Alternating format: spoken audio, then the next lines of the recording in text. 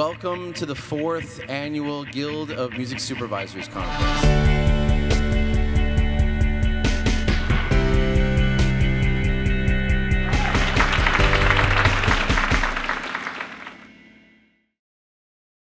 Welcome to It's Just the Internet, or It's Just the Internet? I didn't figure out how to put the accents on that, but my name's Josh Briggs. I'm the general manager of Terrorbird Media, a music marketing, licensing, and publishing company in LA and New York. And I am joined here by a moiterer's row of awesome panelists, starting all the way down at the very end is Rob Christensen. He is VP of Clearance and Sync Licensing Administration with Cobalt and AWOL. He oversees sync and clearance licensing administration teams in the US. And next to him is Tiff Anders. She is a music supervisor on shows like You're the Worst and Everything Sucks on Netflix, films like The Circle, and ads for brands like eBay. She's currently working on a show for a new tech startup called Facebook called Sorry for Your Loss. Sorry for the loss of our audience. Bye, guys. We'll see you later. And next to her is Brienne Rose. She is a music supervisor on shows like the critically acclaimed Search Party on TBS, campaigns for Hershey's and Spotify, amongst others. She is currently working on a show called Strangers, also for that little tech baby Facebook.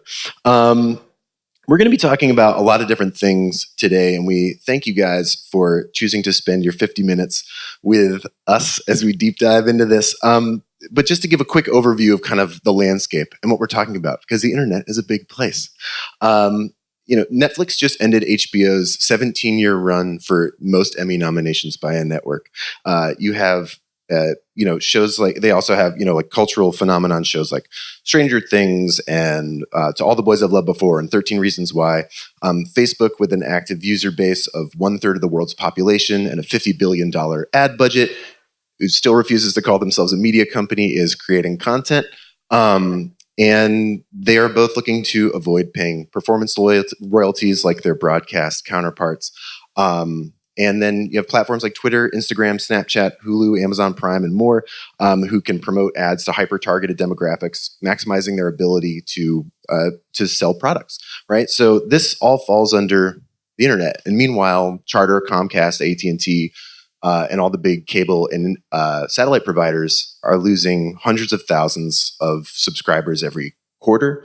They lost over 400,000 combined the first quarter of 2018, so putting cord cutting it at an all-time rate. So when we hear from, when we as licensors hear from music supervisors, well, the media is just internet, you can see it's a lot more than that. So we're going to talk about a lot of these things.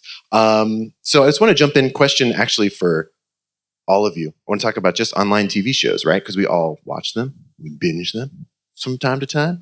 The online space has had undeniable hits: Handmaid's Tale, 13 Reasons Why, Orange is the New Black, Grace and Frankie.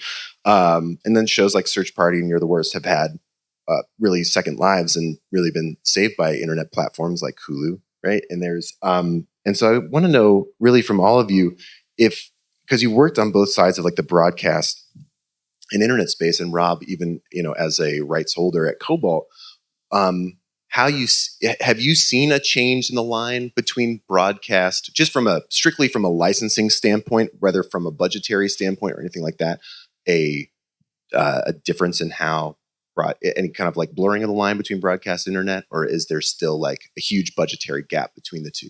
I'll start out on that one. So one thing I'll say is that I think just the spectrum of what's happening with the internet is just so wide. TV, I think, was much more limited, and that's just not the case with the internet. Anything and everything does happen. And what I'd say is you have Sony Pictures, Warner Brothers TV, a lot of the traditional studios, NBC, that are still making content for Netflix or for Hulu or Amazon or whatever it is. I think in those situations, it's been a pretty easy and natural progression where they're looking at a lot of the same rights, a lot of the same fees as they would for, a show that would be broadcast on NBC. But there's such an explosion of content that, the studios have gone on that side, and that's kind of made a lot of sense. But there's also all these things happening over here as well that are just different than anything that's ever happened before. So in regards to me working on these shows, you mean in terms of like, are the budgets different for something that's on FX compared to like it being a Netflix show or something like that, or the rights Yes. that I'm asking for are different? I have to be honest and say, in my experience, there isn't that big of a difference. I'm clearing the same rights for Facebook and Hulu and Netflix as I would for, an FX show. And in fact, my budget on the FX show is like less than a quarter of what it is on the Netflix shows and stuff. But the Facebook show was very interesting, as Brianna and I both worked for shows that are on Facebook, and that was a whole different.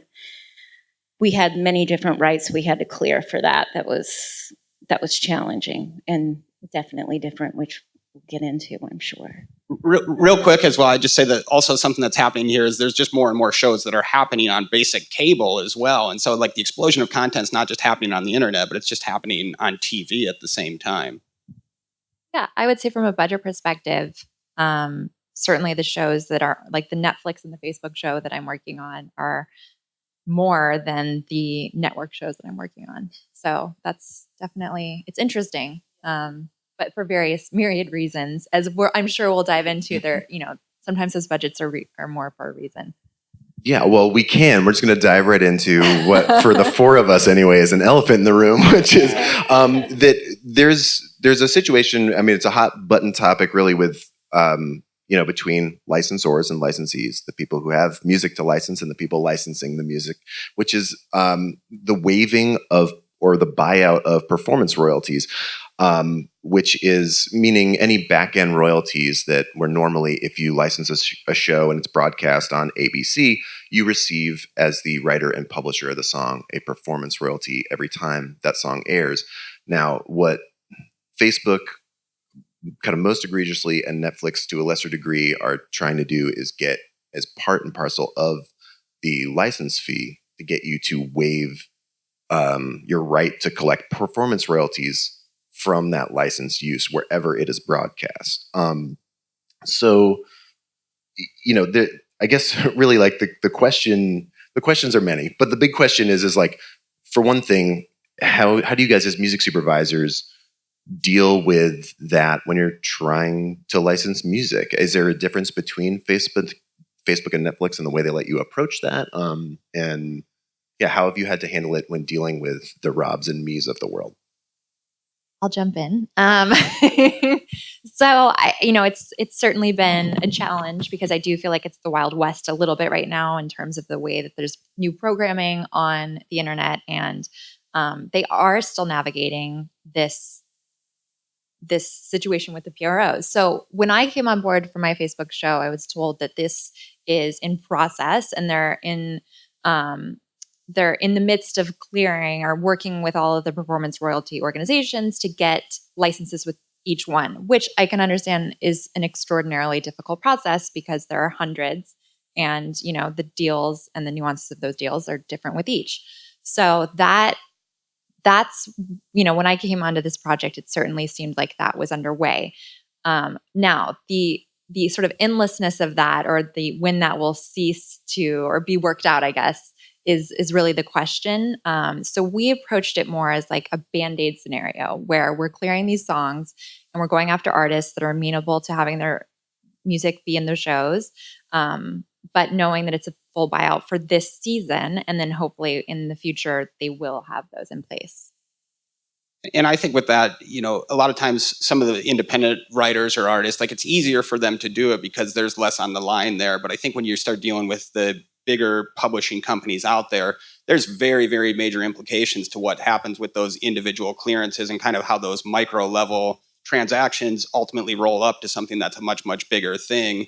And, even to your point earlier about how many performance licenses need to be secured around the world, it's just a global market for Netflix or Facebook. And that's a really, really challenging thing because traditionally that PRO money has always really been country by country. And, I think a lot of ways, if you look at the PRO landscape out there, that's something that's been in place for 100 to 150 years, and today's modern age just doesn't really lend itself to that the way it has worked in decades in the past. I think everyone's really scrambling to just figure out what that means in the future. What that means today, tomorrow, in 6 months, in 10 years, in 50 years, and everyone, I think, is working together to figure it out. But you have a lot of just challenging situations day to day where you kind of have to say, all right, like, we need to do this right now. How are we going to sort this out? Right. Yeah. There's a license available right now. Do you want this money and do you want this opportunity or not is a big question. I think there's definitely like a lot of high upside, especially for an independent or a new artist or a rarely licensed artist to, you get their music used. But at what cost? Yeah. For me, the way that I approached it, I mean, the first, thing was that I heard this language, the direct performance license, was when I did a Netflix show, and they have a different way of what they want. As Facebook requires it, Netflix is a little bit more lenient with obtaining that. But for me, I mean, I'm a musician, and I've had my songs placed. I mean, I come from that background, so I've had my songs placed in films, and I was completely offended by that. When I first saw that came up, it was offensive to me. I just thought, no, like this is what's been in place, and whether it's pennies that you're getting each time it airs somewhere, like, you have these organizations that are working on the writer's behalf to make sure that you are getting paid every time it airs. And so for me, I really tried to make it clear, even on my Facebook requests, that they were getting a certain sum for that, for giving away that right. Because I didn't want it to be this murky water of, it's just included in this fee, of your license fee. I wanted it to separate it, to make it, to put some value on it still, even if you're not heavily licensed or you've never been licensed before, which is a lot of the artists we ended up having to use is like new and upcoming artists and stuff. But I think it's important to still have value attached to those royalties. Amen. Yeah. So that, I mean, it just, does everyone get that distinction of kind of carving out a piece of that license fee money to say, assign that and say, this is the money for the buyout of your performance royalties. This is what you're getting in exchange. Which I think it makes sense to say, to add on to that as well. So a synchronization fee is generally a flat rate, $1,000, $5,000, $100,000, whatever it is. It's a flat rate that's negotiated between a rights holder and a licensee. Traditionally, public performance money has been royalty-based. The more that show airs on ABC or CBS or Netflix. Syndication. Exactly, syndication. The more money that you earn with performance royalties. And so I think that's one of the real complications here is, you're being asked to put a value on something that traditionally has been based on usage. And it's impossible for any of us to predict what that might be worth in the next year, 5 years, or 50 years. I mean, people just don't know. Yeah, I mean, sorry, go ahead. Well, I was just going to speak to both of your points, and just for the conversation of it, I will say that the many musicians in my life have certainly received royalty checks that are very disappointing. And I think people would be shocked sometimes when they find out how little you can be compensated for, your song being on a TV show that plays on a network show, for whatever reason, for the very interesting algorithm that is, organized within the PRO system. But with these shows, we were given the opportunity, or at least, I think on our show, maybe for a little bit more compensation up front, which I think could, it's not all bad. I don't see it as being all bad. I'd totally be willing to recognize that as a fair point as well. It's just, you just never really know what that's going to be. And Very obviously true. with the negotiation process, you're negotiating something before that is out there in the marketplace. And it's just up to all of us to try and speculate on how well that's going to be received and what that might do. And, you have situations where you maybe think a show is not going to be that big of a deal. Then all of a sudden, boom, this is a cultural phenomenon. Or, people think, oh, this is going to be the next biggest thing. And it just comes and goes and nobody really watches it. And, that's kind of the fascinating thing about our job.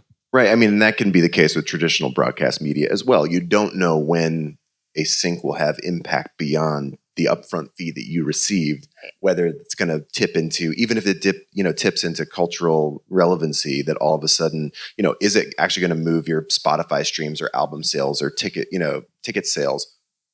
Very, very rarely. Like it's an incredibly rare thing, but we are seeing that more and more especially with online platforms, because it's an easier one-to-one connection from the media you're watching, right? To then how you're finding, then you just hop over to Spotify and you find the show's curated playlist or soundtrack, playlist. And then you've found who it is, and now you're a fan, and maybe now you're following them and you're listening to other songs or whatever. It becomes, there is actually a web out there, which then, do you have a sense, Rob, from where you sit on how you value the sort of lost income of performance royalties, if it's based on other streaming? Because so everyone knows, there are including Netflix, who's asking people to waive these fees. They're not requiring it, and they still do currently pay performance royalties. If you have a song in a show or a film that's airing on Netflix, unless you specifically waived it, you're still entitled to those royalties, and you still receive them, ASCAP or BMI, whoever your PRO is. Sure, in the U.S. In the U.S., yes. Yeah. It's a good question. It's just one that there's just no straight answer to, and every situation is a little bit different. And it's just one of those things that, you kind of have to look at everything and think about what that means for that particular show and for that particular artist. And, even types of things like the response that you get from their manager when you reach out to them and say, hey, we have this opportunity, and kind of how much they want to make those things happen, how much they're willing to even listen to me tell them oh yeah, well, these are the things you can consider A, B, and C. And they say, okay, great. I don't care about any of those things. I just want this to happen. And, that's a real life challenge with that as well.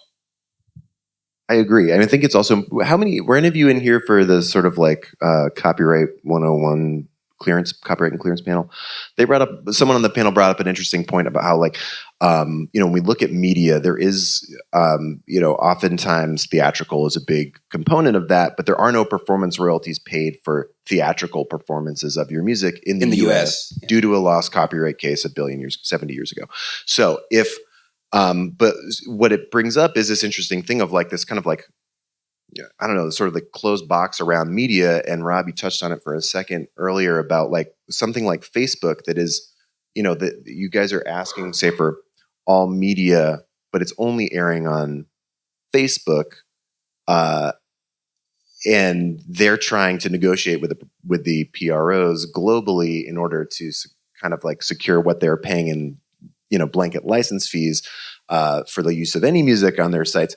Do you ever has anyone ever quibbled with you over over even say what the media is in terms of these licenses, and have you had success with it? Because also I should note that none of us represent Facebook or Netflix or these companies, which is, I guess could be part of the problem, but is that they can only, a music supervisor in any situation, whether it's for a broadcast medium, a movie studio or whatever, a website, can only, go so far. Their negotiations still have to land with the end user.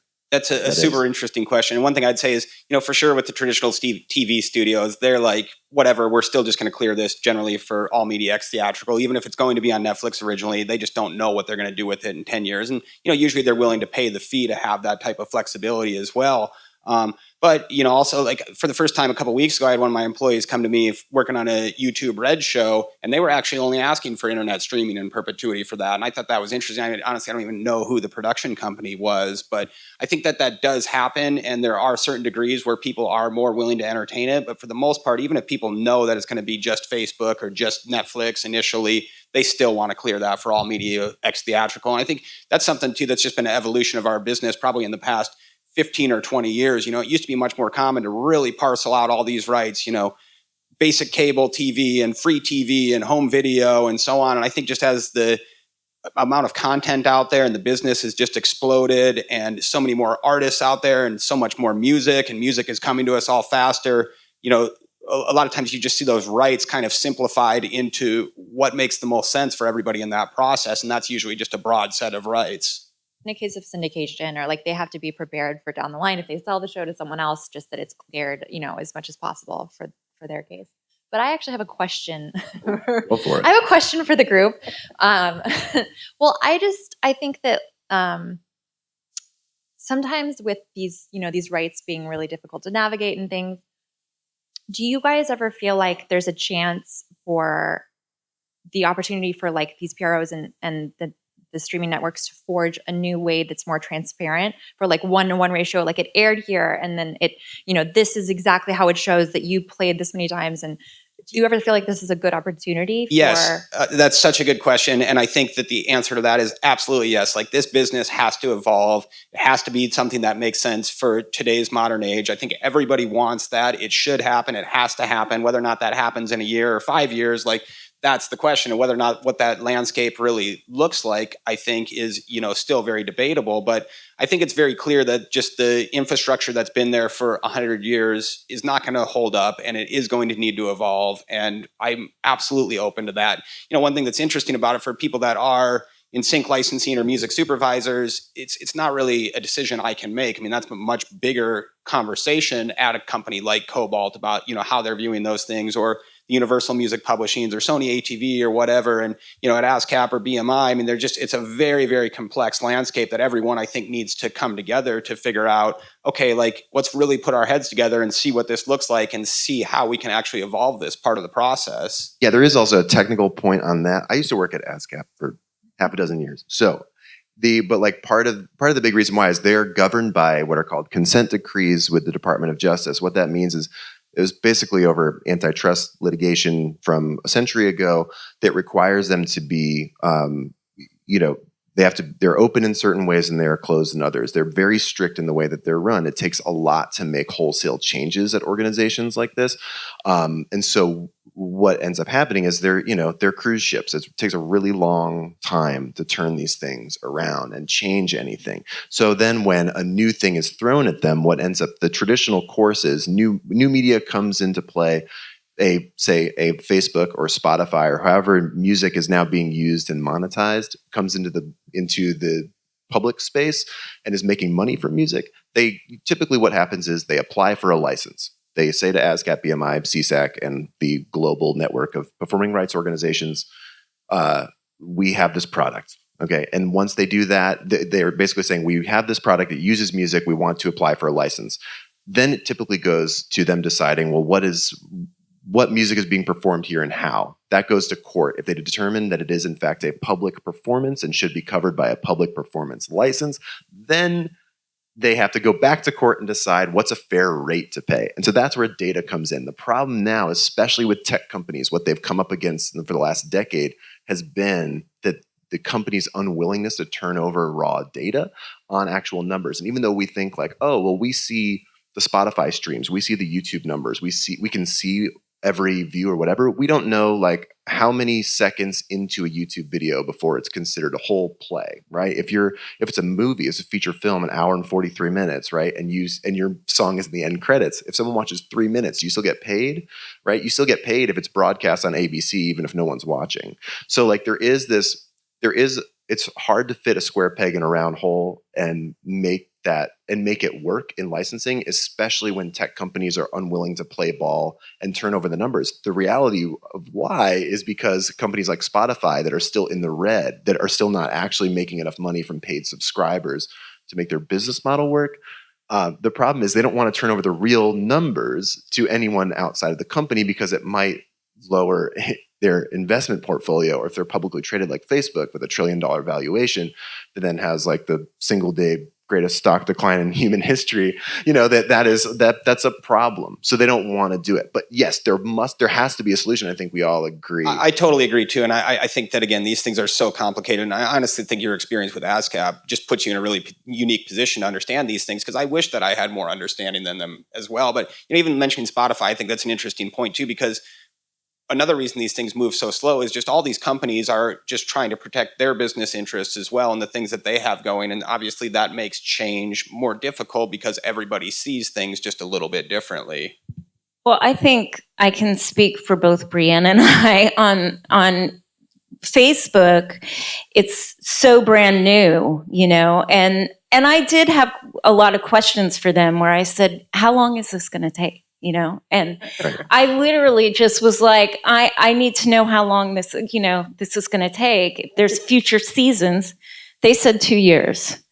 So I was blown away by that because I didn't understand the complexity that you guys are explaining to me when I went into this. Like, I didn't understand exactly what the issue, I thought it was just Netflix and Facebook. I didn't realize that it was truly this total wormhole of trying to undo years of how we've done things. And, you know, but yeah, I mean, I couldn't believe when they told me 2 years. I thought that was a lot, and I'm sure it might even take longer. It will take longer. Yeah, I was going to say like 2 years sounds like very idealistic to me. Yeah, and especially if they're talking, because what they're saying is they're talking about negotiating with all the PROs around the world, right? I'm talking about the process between Facebook and ASCAP, one PRO in one country and one company. So if they have to do that, say, 100 times or 60 times or something like that, it's going to take a long time, and there will be countersuits. But I have a question for you guys, like to kind of bring it back to Earth for a moment. If you you guys have licensed, you said you had to license a lot of music from independent artists. Now, granted, it can come from companies like Terrorbird or from Cobalt, even. Like if you're licensing music from independent artists who don't have third-party representation, who don't have a publishing deal, who don't have a record label with a sync licensing person or a team attached, how responsible do you feel to like kind of highlight the atypical nature of this? Or do you just kind of pass it off to them and say, like with any contract, it's up to you to sort of read the fine print? I certainly feel a responsibility to explain to artists. I think that there was a lot of artists that we work with that weren't represented, but maybe 25% of the artists that we had on our show, but we had a lot of music. So I certainly felt a responsibility to explain to them the nature of the deal and explain that this was not normal or not typical. So yeah, I think that that's an important point. Whether or not it's understood and fully comprehended and that they can actually see those details beyond like just thinking about their song being in the show is probably a different thing as well. I had parceled out the direct performance license fee, and I explained everything to these artists and writers, and even at that they would only invoice for the license fee. And I'm like, no, you get this other portion too, license, you know, invoice for that too. Like, I'm trying to pay you money. Take the money. Yeah. But I will say that I think there was a lot of licensing agencies and companies that were amenable to it and open to it for certain artists. I think that there was a lot of them that said, all right, you know, there are artists that we want to get on the boards or get, you know, syncs for, and we will go through this process with them. But this is, you know, we're not setting the precedent that we're going to use this for every artist and we're okay with it for our entire catalog, because there are certain songs and certain musicians that I think, you know, there's a value that's, they expect different things. I think that's true. I mean, we licensed songs to you. I don't think we did for this particular show with you, Tip, but we did that and with that idea in mind, with different strokes for different folks. You were great, actually, how you broke down what you sent, because I know I went to you, like you were like, here's the breakdown. You made it all very easy for me to understand. Good. Happy to be of service. It can be really tough because we're also it can be tough for us on this end of things to anticipate something that is totally new and anticipate what we think our clients how we think they will respond when we're then broaching this subject with them and telling them, well, this is. Did you guys run into artists who were like, absolutely not? No, I don't think it got to that point. I think we would have. I think there are people who would flat out say no. I think a lot of times it's probably a manager or attorney that's more likely to be like, no. You know, a lot of times the artist is going to say like, you know, again, like, oh, I just want my song in the show. Sounds good to me. You know, and rightfully so. Like, obviously, like, in my opinion, artists shouldn't really have to worry about this stuff. But I mean, I think it is up to a publisher or rights holder or label. I mean, label is not public performance, but to look out for their artists and songwriters and make sure that, you know, we are saying, you know what, they want to focus on playing shows and writing songs, and we want to be looking out for them so that 10, 20, 30 years down the road, they actually still have a sustainable source of money from this. And a cool opportunity for some artists, maybe, that don't usually have a shot because they're not as known. And it's like, oh, we're handpicking those smaller artists because they're smaller. Yeah, absolutely. I mean, I think it's what to me amounted to sort of a fair deal inside a vacuum of like this for a license on a show in a format we don't fully understand, for like to sort of be like the first monkey into space on this particular voyage. It felt okay to do, but it is like weirdly precedent setting as a music publisher to also then say like, we're giving Facebook ammunition to then go to court with the PROs and say, see, people are willing to waive these rights. This is not as important as you say it is to your members. I mean, that's what's so interesting about it is, we really are on the front lines of this evolution. And I think to a lot of consumers, the internet feels like a pretty mature media because of all these flashy sites and shows and apps and so on that are so great. But there are so many things behind the scenes that are still being developed. And it really is great to be the people that are involved in those conversations and exciting about it, to play a role in that. But, you do have those situations where we're just kind of testing the waters in this direction and seeing that, okay, that works for some people, and then doing this direction and that works for some people. And there's just no kind of linear path to what's happening. And it's the whole medium and the whole media is still evolving so quickly, and technology is changing so rapidly that it just is so complex. Does anyone know how long it took for the broadcast networks to work out their deals with the PROs?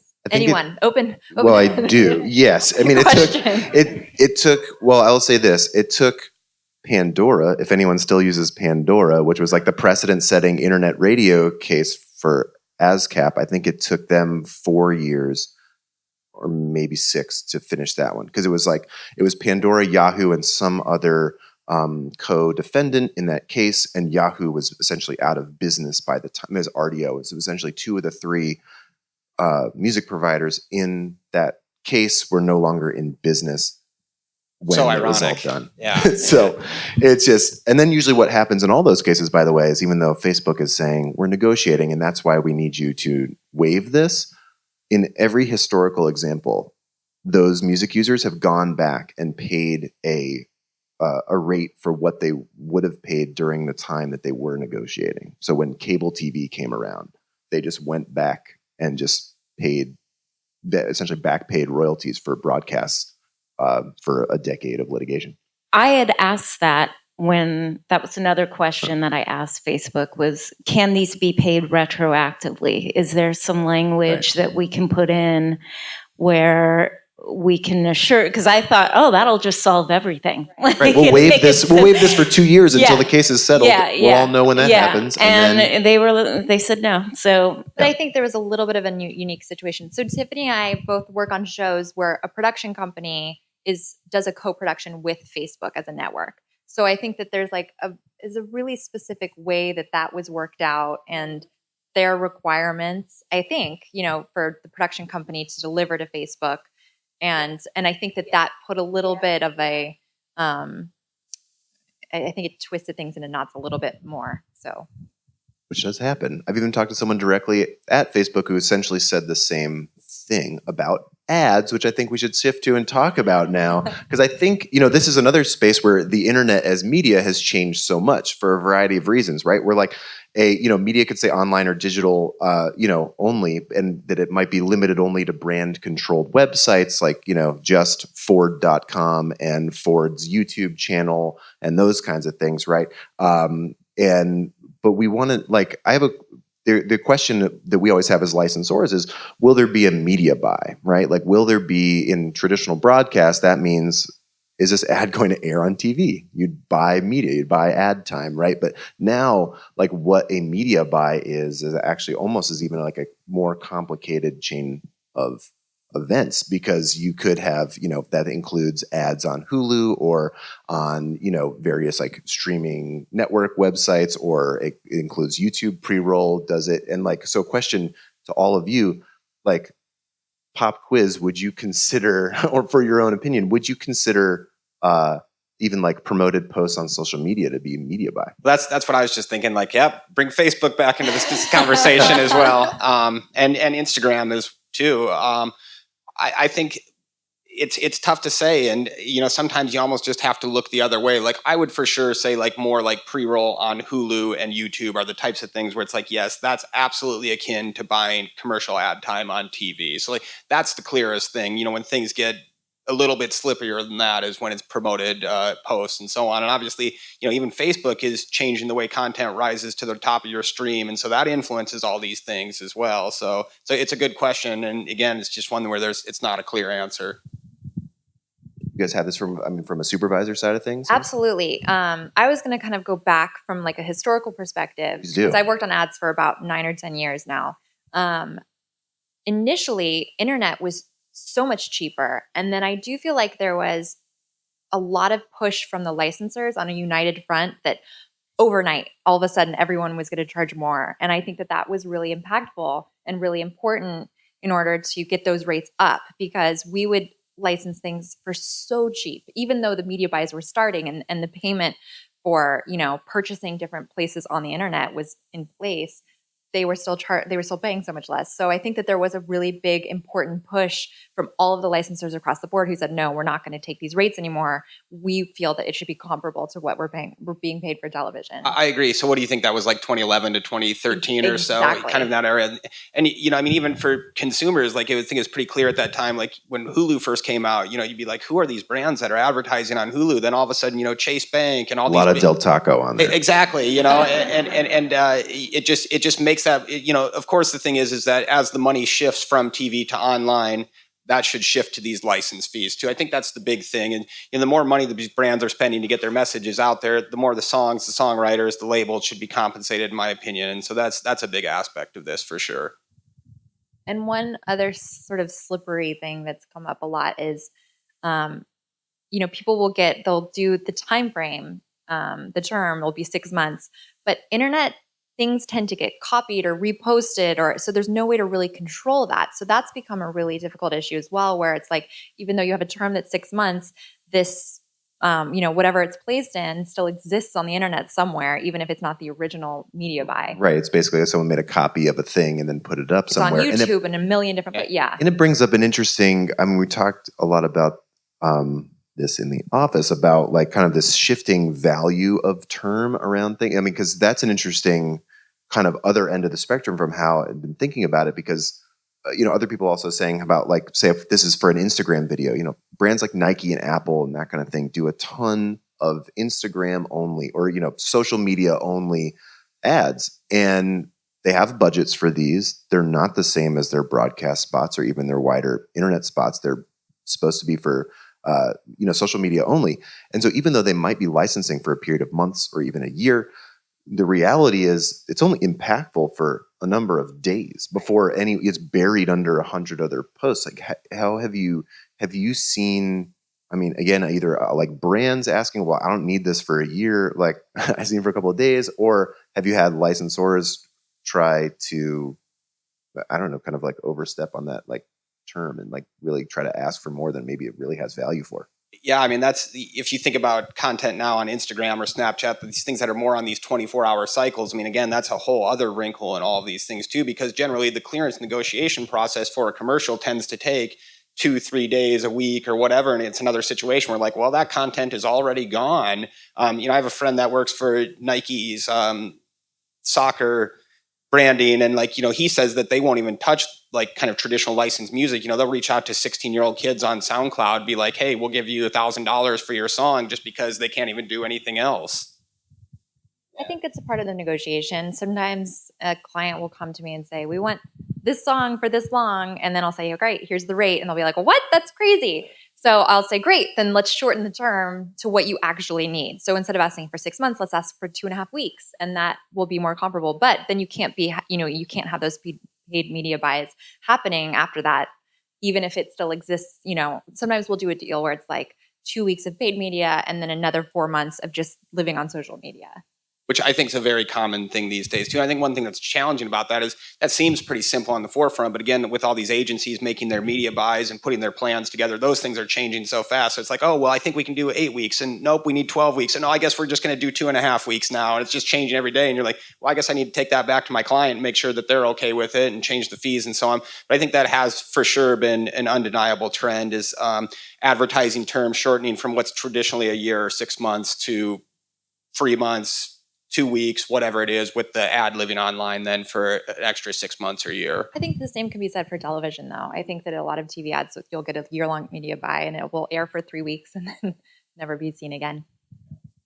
Yeah, it's interesting. I do a lot of those too, where you can just see them coming in, and it's a Father's Day spot or something like that, but they're acting for a 6-month term. You're like, well, okay, Do you guys see brands becoming, like licensors being more or less flexible on fees with online stuff as a whole? Do you find it's harder or easier to sort of make your case than it would have been when you're doing traditional broadcast stuff?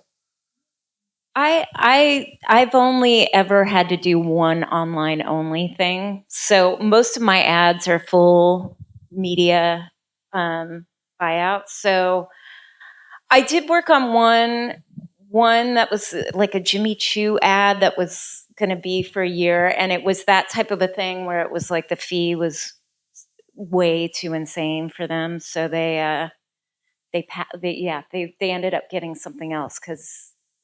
But to me, again, it's like it's the same. The internet is the same to me as being on broadcast television, and I didn't expect the song to come in any cheaper than what. Fashion is its own thing for sure too. Like that's an entire other category of complications. Yeah, that's true. Yeah. There are we'd call branded videos, right, that aren't necessarily advertising a specific product. It could be, here's our fall fashion line. Here's this lookbook of things, whatever. Here's this 5-minute video, and there's music underneath it. And so, yeah, maybe it's only relevant for a couple of months, but it does exist on their YouTube channel as indefinitely, potentially, up to whatever the term is. But yeah, that's been an interesting thing too, is, you have a lot of people that ask for archival, and then it's like, well, what does that really mean? Are you just going to keep it around internally, or do you intend to keep it on your Facebook page or your YouTube page into perpetuity? And of course, everyone wants to do that. But again, I think as a publisher or rights manager, you have to just protect that value for kind of how these things have traditionally operated and how they're operating now and into the future.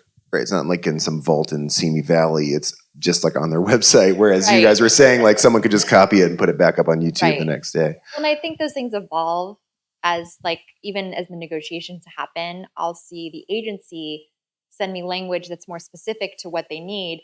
Because last time, for the last 10 times, I've gone back to them and so, okay, well, we have to define this as being something. So then they'll send me, it's always a negotiation. I've seen it evolve really dramatically, I'd say, over the last 5 years. I feel like we got 10 minutes. Well, I had a couple. I think just one thing that's a very broad general topic with all of this, like, for sure, this is a very complicated landscape, but I think things are moving in the right direction. And I think what it's about right now is just having some smaller incremental wins and kind of these agencies making their language a bit more clear and so on. Some things that we can kind of like get some traction on all of these things so that it is something to kind of grab a hold of and launch off of to just make this all make more sense. And I think, obviously, overall, a lot of these things are happening and they're really great for writers, artists, publishers, everybody. But, there are still a lot of issues to work through. Yeah. I guess I will ask one other, question about this is, do you find when you're valuing an ad, are you taking into account, like, how deep are you looking into either the brand, the way they advertise, their value as a company, or how much they spend on advertising, or any of that kind of or then actually what media is being requested for this specific spot? So again, like, to take a giant company like Apple, who might want something for a worldwide broadcast thing, or they also might just want something for an Instagram video. Do you value that the same? Yeah, I'll for sure think about that. I won't necessarily go and research hard data, and I don't really have time to in a lot of situations, but I'll intuitively really think about just how much it seems to me that these people are spending on ad buys, or what sort of information I can just find, Googling an Ad Age article about what their media spend was in the US last year, or who their agency is, and kind of what I know about them traditionally and how they promote those brands. So for sure it's a factor, but frankly, I wish I had more time to focus on those than I do, but you kind of just take your best guess at it and go with that. But I think it is important. I think I find that the terms are certainly more specific for commercials. I mean, we outlined everything very specifically. The territories are so defined. The term is very defined, even so far as, being in blocks of like 2 weeks here and 2 weeks there. The media is extraordinarily specific. It's like a huge paragraph of exactly what it is. And I think that, when you're in television and film, you're asking for as much media up front as possible and leaving that pretty limitless. But with commercials, it's very limited. So I think that it's become more defined over time. I think that's a great point too, for sure. They are just kind of two different sides of the spectrum. Yeah, so different. I mean, so different, Yeah, the internet's a different place. Okay, unfortunately, I think we are out of time. We have to wrap up. I want to thank all of you guys for being an awesome audience on a complex topic. Thank you for my awesome panelists, to Rob and Tip and Brienne. And thanks to the Guild for having us. Thanks to Lauren for producing this panel. My coworker Lauren Ross, who produced many panels there at the Guild of Music Supervisors Conference. And I hope you guys have a great rest of your evening.